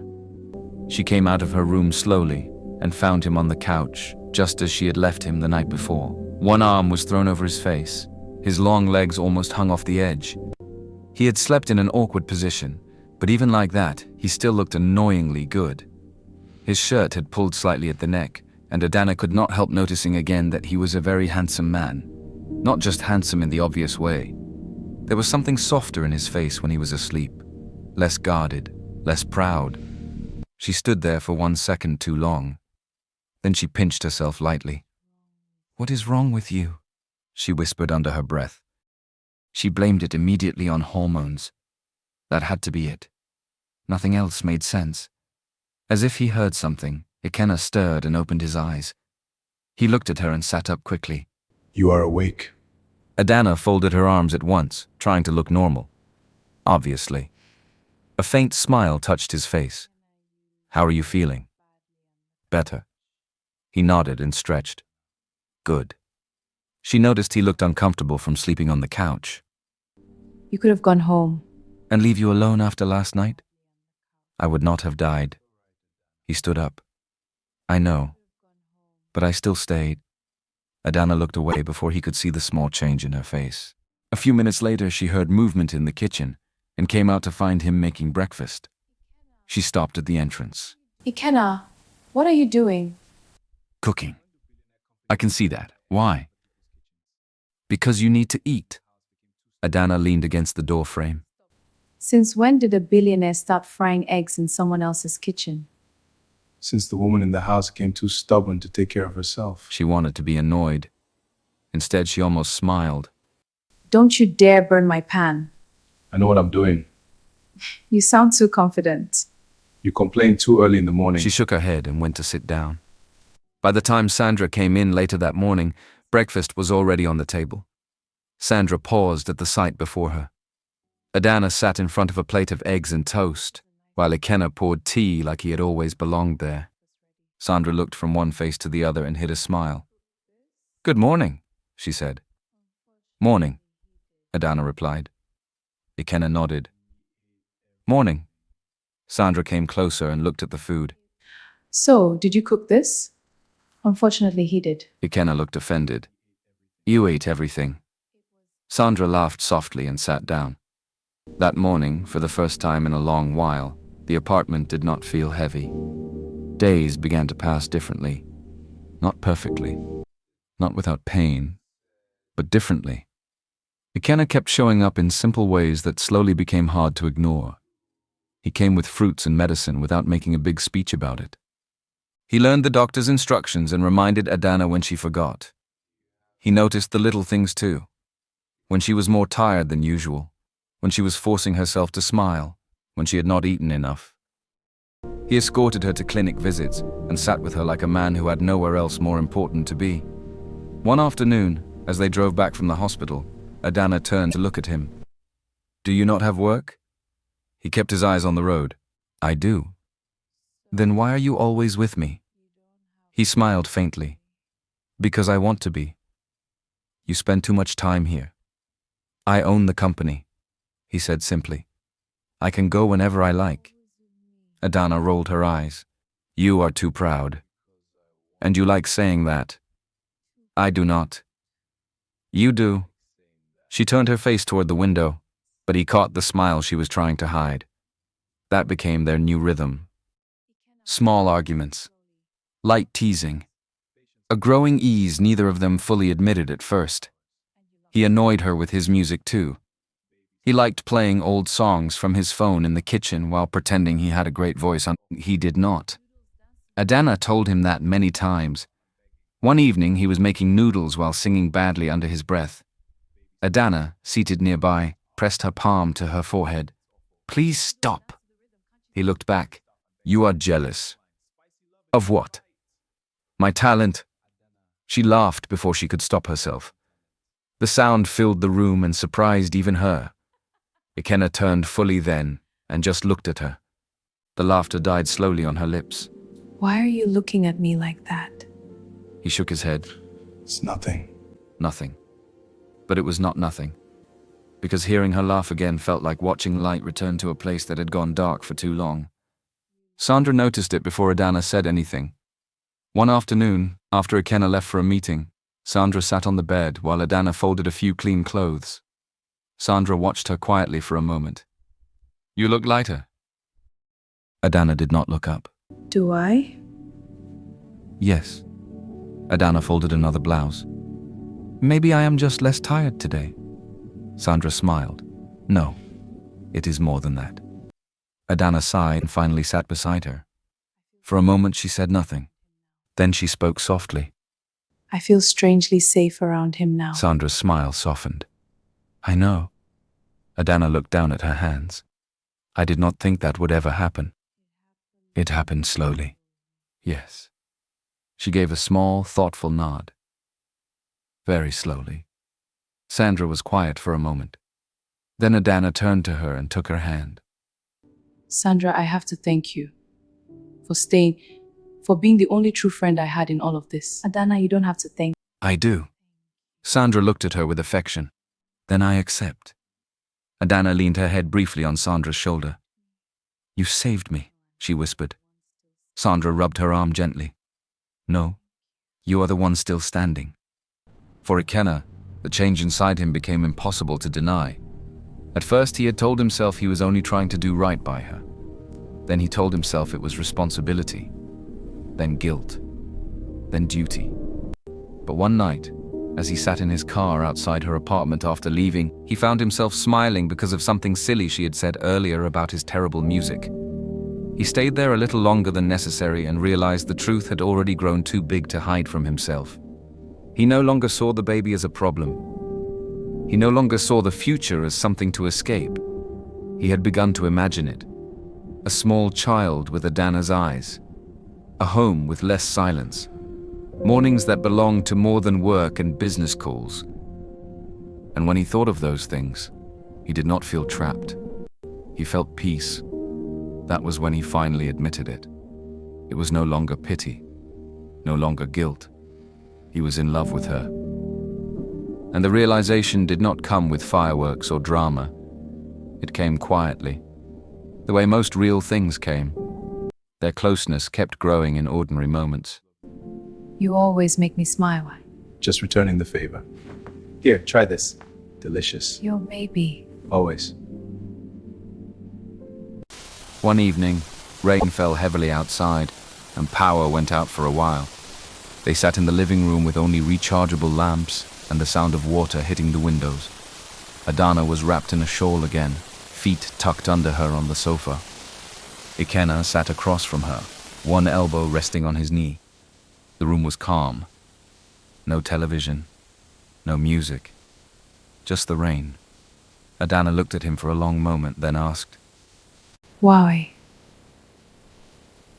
Why are you still here? He held her eyes. Do you want the polite answer or the honest one? The honest one. I don't like being away from you. The words landed softly. Ikenna's fingers tightened around the edge of her shawl. You say things so easily. It is not easy, only clear. She looked away for a moment, then back at him. Against all sense, you have become important to me. Something changed in his face. Against all sense, he repeated. She gave a small smile. Yes, against all sense. He leaned back slightly and looked at her as though she had just given him more than she realized. Then he said, You are important to me too. More than I planned, more than I expected. Ikenna's eyes softened. The rain kept falling. The room stayed quiet. And in that quiet, something settled gently between them. Not because they forced it. Not because they forgot the past. But because enough small acts of care had slowly become something stronger than fear. Daniel came back too late. By then, the truth about Mabel had fully come out. Daniel had seen the footage many times over, each time with more shame than before. He had ended things with Mabel, and people who had once whispered happily now whispered differently. Mabel had become the disgrace she had planned for someone else. She lost Daniel. She lost the little respect people still had for her. Even those who did not know every detail knew enough to avoid her. She tried reaching Ikenna again and again. Ikenna never responded. One afternoon, Daniel came to Ikenna's apartment. Sandra opened the door and almost shut it again when she saw him. I need to see her, he said. Sandra looked unimpressed. Why? Please. Something in his face made her pause. He looked worn down, thinner, and far less sure of himself than the man who had once spoken to Ikenna with cold pride. Sandra stepped aside only after Ikenna, hearing the voice, said from inside, Let him come in. Daniel entered slowly. And what he found hit him harder than he had expected. Ikenna was seated in the living room, one hand resting lightly over her stomach. Her pregnancy showed now, not heavily but enough. The room looked calm, lived in, peaceful in a way his own heart was not. And Ikenna herself looked different too. Not fully healed, but steadier. There was pain in her still, yes, but there was also dignity, quiet strength, a new kind of calm. Daniel stood before her and swallowed. Ikenna. She looked at him. Why are you here? He opened his mouth, then closed it. Finally he said, Ikenna, I came to apologize. Ikenna said nothing. Daniel looked down briefly. I know the truth now. Good. He flinched slightly at the coldness of that one word. I was wrong. I should have listened, should have stood by you, should have done better. Yes, you should have. He went quiet. For a few seconds, neither of them spoke. Then Adana rose slowly to her feet. Daniel's eyes fell again to her stomach. She noticed. "This is why you came?" she asked. "Because now you can see I moved on." "No," he said quickly. "That is not it." "Then what is it?" He struggled. "I made a mistake." Adana nodded slowly. "You did." He stepped forward a little. I was hurt, ashamed, angry, and confused. You were hurt? She laughed softly. "You were hurt?" Daniel closed his eyes briefly, ashamed. Adana's voice remained calm, but it was the calm of someone who had cried enough and no longer needed noise to speak truth. Daniel, yes, Mabel did something wicked. But you were wrong too. We all have to face the truth of what we did. You have to face your part in the damage. Daniel looked up at her. We were engaged. We were about to get married. One bad morning came. Adana, I was just... No.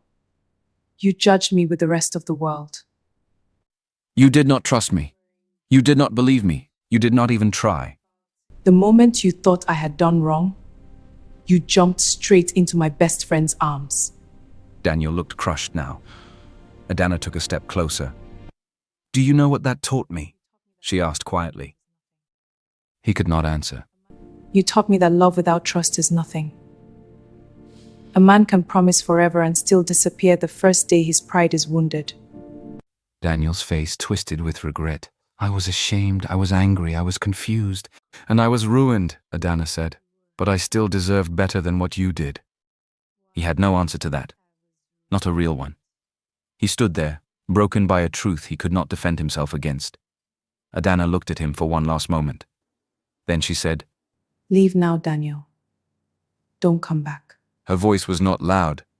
It did not need to be. It carried finality. Daniel looked at her, really looked at her, and understood at last that he had lost her. Not because of Ikenna, not because of the pregnancy, but because when it mattered most, he had failed to be the man she needed. He nodded slowly, eyes full of regret. Then he turned and walked out. After the door shut, Adana stood still for a moment. Sandra came closer. "Are you okay?" Adana let out a long breath. "Yes," she said quietly. And she was.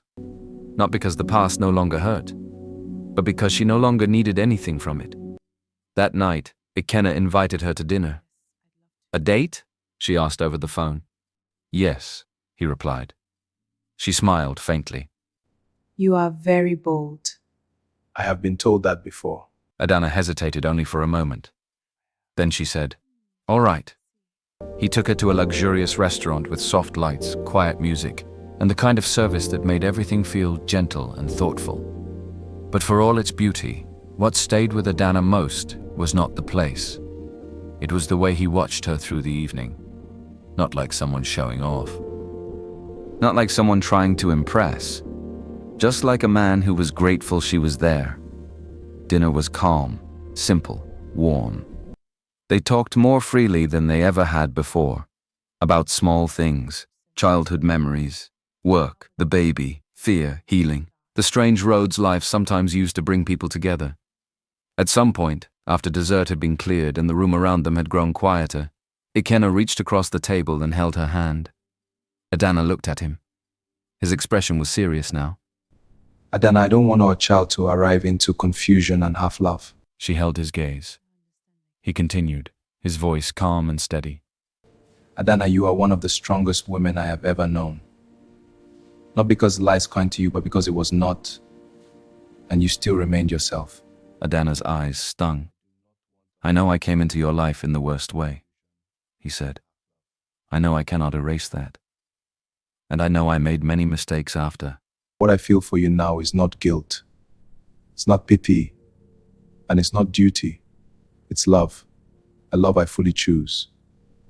He rose slowly from his chair. Adana's breath caught.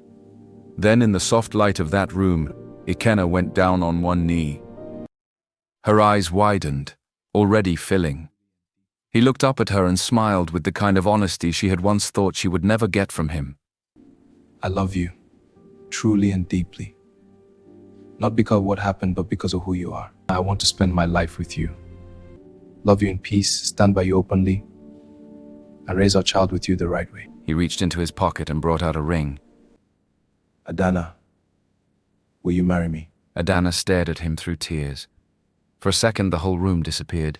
There was no hotel, no courtroom, no gossip, no shattered wedding. Just this man, this moment, and the long road that had somehow brought them here. She began to cry softly. Ikenna looked worried for a second. Adana. Yes. His face changed at once. She laughed through tears and repeated it. Yes. Yes. The smile that broke across his face was boyish, relieved, and full of something so real that it made her cry harder. He stood up and slipped the ring onto her finger. Then he held her carefully, as though he knew exactly how much she had survived to reach this point. And Adana let herself rest in his arms. Not because the pain never happened. It did. Not because the ruins were not real. They were. But because sometimes life did not end where it broke. Sometimes from the same broken ground, something good still found a way to grow. Something gentle. Something patient. Something real. And this time, Adana was not walking toward it in blindness. She was walking toward it with open eyes, a healed heart, and the quiet courage to believe in love again.